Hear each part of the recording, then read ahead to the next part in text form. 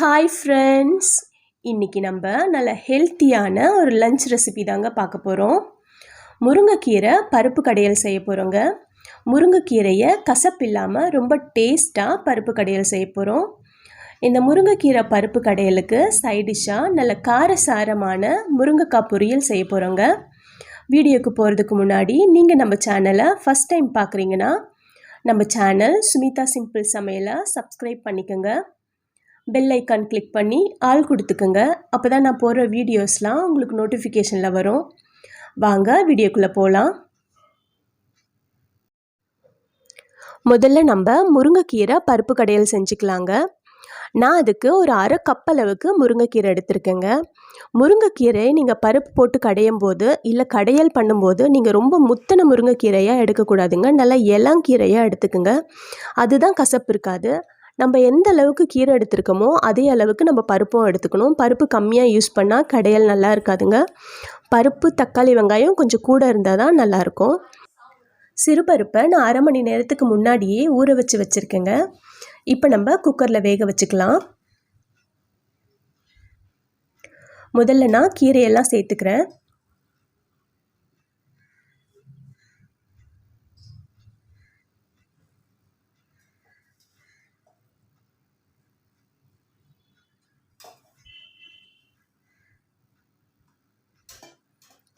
அவ்வளோதாங்க. இப்போ பருப்பு சேர்த்துக்கலாம். நான் தண்ணியோடு அப்படியே சேர்த்துக்கிறேங்க.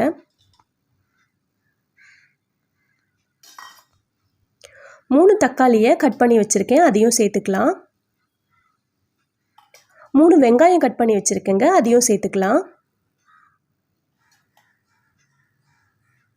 ஒரு 5 பச்சை மிளகாய் சேர்த்துக்கிறேங்க. இந்த பச்சை மிளகாய் மட்டும்தான் இந்த பருப்பு கடையலுக்கு காரம், அதனால் உங்களுக்கு காரத்துக்கு ஏற்ற மாதிரி சேர்த்துக்குங்க. அரை கப் அளவுக்கு தண்ணி சேர்த்துக்கிறேன். குக்கரை மூடி நம்ம ஒரு விசில் வச்சுக்கலாம். பருப்பு நல்லா ஊறி இருக்கிறதுனால ஒரு விசில்லையே பருப்பு வெந்துருங்க. நான் ஒரு விசில் வச்சுக்கிறேன்.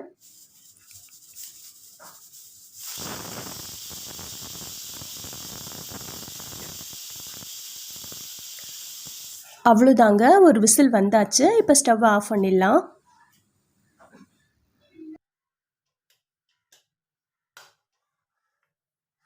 பாருங்கள், பருப்பு நல்லா வெந்து வந்திருக்கு. கொஞ்ச நேரம் இது ஆறட்டுங்க. ஆறினோடனே மிக்ஸி ஜாருக்கு மாற்றி அரைச்சி எடுத்துக்கலாம்.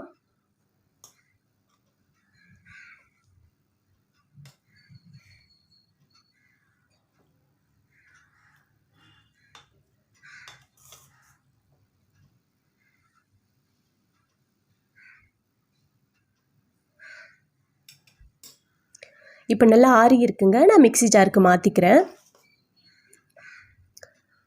கீரையை ரொம்ப பேஸ்ட்டாக அரைச்சி எடுக்காதீங்க. பல்ஸ் மூடில் வச்சு ஒரே ஒரு பல்ஸ் கொடுத்து எடுத்துக்கோங்க. கொரன்னு அரைச்சி எடுத்துக்கலாம். ரொம்ப பேஸ்ட்டாக அரைக்கக்கூடாது. நான் அரைச்சிட்டு வந்துடுறேன்.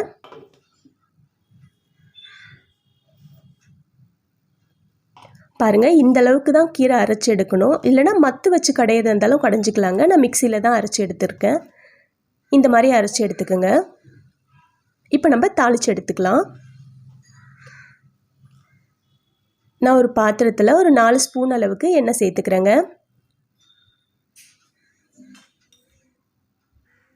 எண்ணெய் காஞ்சதும் அரை ஸ்பூன் அளவுக்கு கடுகு சேர்த்துக்கலாம். கடுகு நல்லா பொரியட்டும்.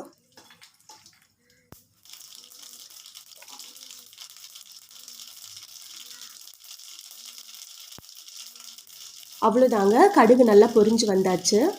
இப்போ நான் 2 காஞ்ச மிளகாய் கட் பண்ணி வச்சுருக்கேன். 5 பல்லு பூண்டு தட்டி வச்சுருக்கேங்க. ஒரு கொத்து கருவேப்பிலை எடுத்து வச்சுருக்கேன். இது தாளிப்பில் சேர்த்துக்கலாம்.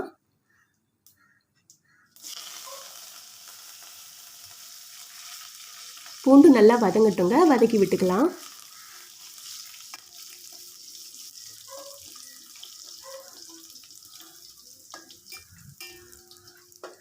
அவ்வளோதாங்க, பூண்டு நல்லா வதங்கிடுச்சு. இப்போ நம்ம அரைச்சி வச்சா கீரையை சேர்த்துக்கலாம்.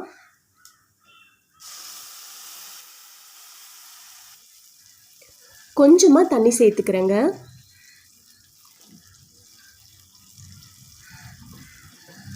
தண்ணி சேர்த்துட்டு ஒரு வாட்டி மிக்ஸ் பண்ணி விட்டுக்கலாம். கீரை நம்ம குக்கர்லேயே நல்லா வெந்திருக்கோங்க. அதனால் நிறைய நேரம் வேக வைக்க வேணாம். ஒரு அரை நிமிஷத்துக்கு கொதிக்க வச்சா போதுங்க.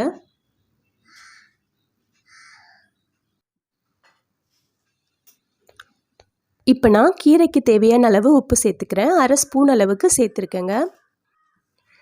ஒரு வாட்டி மிக்ஸ் பண்ணி விட்டுக்குங்க. ஒரு நிமிஷத்துக்கு வேக வச்சா போதுங்க. அதுக்கப்புறம் ஸ்டவ் ஆஃப் பண்ணிடலாம்.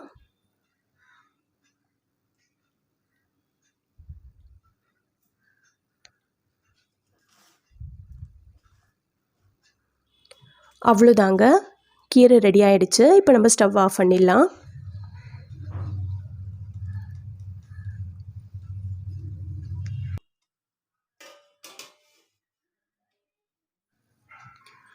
இப்போது முருங்கைக்காய் பொரியல் செஞ்சுக்கலாம். நான் ஒரு கடாயில் 5 ஸ்பூன் அளவுக்கு எண்ணெய் சேர்த்துக்கிறேங்க. எண்ணெய் நல்லா காஞ்சதும் 1 ஸ்பூன் அளவுக்கு கடுகு சேர்த்துக்கலாம்.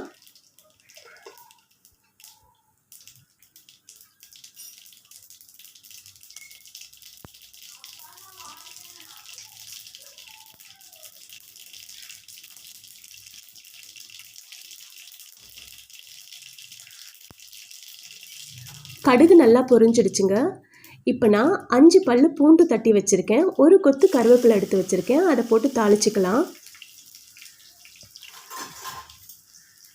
பூண்டு நல்லா வதங்கட்டுங்க, வதக்கி விட்டுக்குங்க.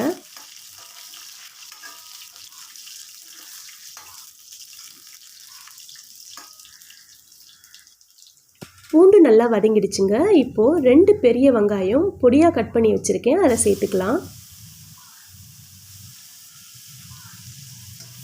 வெங்காயத்தை நல்லா வதக்கி விட்டுக்குங்க.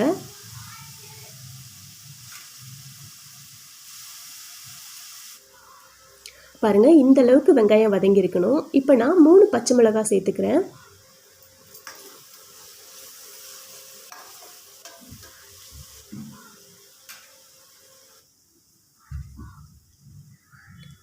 ரெண்டு தக்காளியை பொடியாக கட் பண்ணி வச்சுருக்கேங்க. அதையும் சேர்த்துக்கலாம். நல்லா வதக்கி விட்டுக்குங்க. தக்காளி நல்லா வதங்கணுங்க.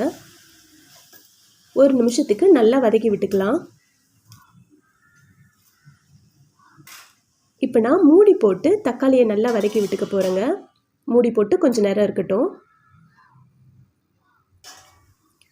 பாருங்கள், இப்போ தக்காளி நல்லா வதங்கியிருக்கு. இப்போ மிக்ஸ் பண்ணி விட்டுட்டு மசாலா பொருட்கள் சேர்த்துக்கலாம்.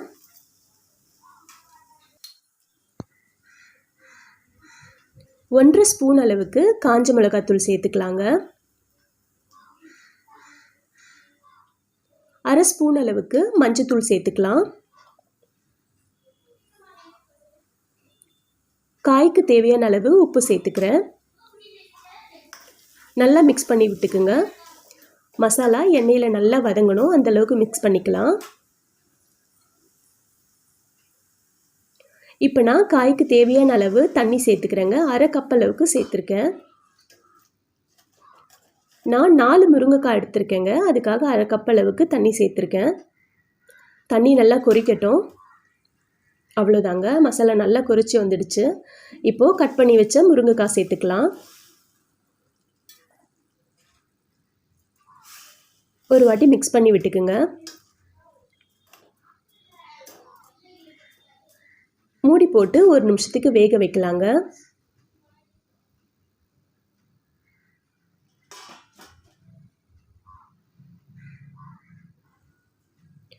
பாருங்கள், 1 நிமிஷத்துக்கு அப்புறம் பாதி அளவு முருங்கைக்காய் வெந்திருக்கும். இப்போ ஒரு வாட்டி மிக்ஸ் பண்ணி விட்டுட்டு இன்னும் கொஞ்சம் நேரம் வேக வச்சுக்கலாம்.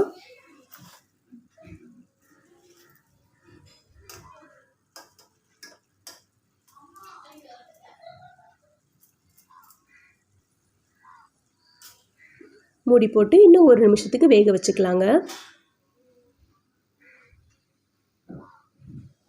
அவ்வளோதாங்க, 1 நிமிஷம் ஆயாச்சு. முருங்கைக்காய் நல்லா வெந்து வந்திருக்குங்க. இப்போ நல்லா மிக்ஸ் பண்ணி விட்டுக்குங்க. பாருங்கள், முருங்கைக்காய் சூப்பராக ரெடி ஆயிடுச்சு. அவ்வளோதான், ஸ்டவ் ஆஃப் பண்ணிடலாம். முருங்கைக்காய் பொரியலும் ரெடி ஆயிடுச்சு. அவ்வளோதாங்க, நல்ல ஹெல்த்தியான லஞ்ச் ரெடி ஆயிடுச்சு. இரும்பு சத்து அதிகமாக இருக்க இந்த முருங்கைக்கீரையை உங்கள் உணவில் அடிக்கடி சேர்த்துக்குங்க. வாரத்துக்கு 2 முறையாவது முருங்கைக்கீரை சேர்த்துக்குங்க. நமக்கு நோய் எதிர்ப்பு சக்தி அதிகரிக்கும். ஹீமோகுளோபின் கம்மியாக இருக்கவங்களும் அடிக்கடி உணவில் முருங்கைக்கீரையை சேர்த்துக்குங்க. இந்த வீடியோ உங்களுக்கு பயனுள்ளதாக இருக்கும்னு நம்புகிறேன். மறக்காமல் நம்ம சேனல் சுமிதா சிம்பிள் சமையலை சப்ஸ்கிரைப் பண்ணிக்கோங்க. பெல் ஐக்கான் கிளிக் பண்ணி ஆல் கொடுத்துக்குங்க. அப்போ தான் நான் போடுற வீடியோஸ்லாம் உங்களுக்கு நோட்டிஃபிகேஷனில் வரும். தேங்க்யூ.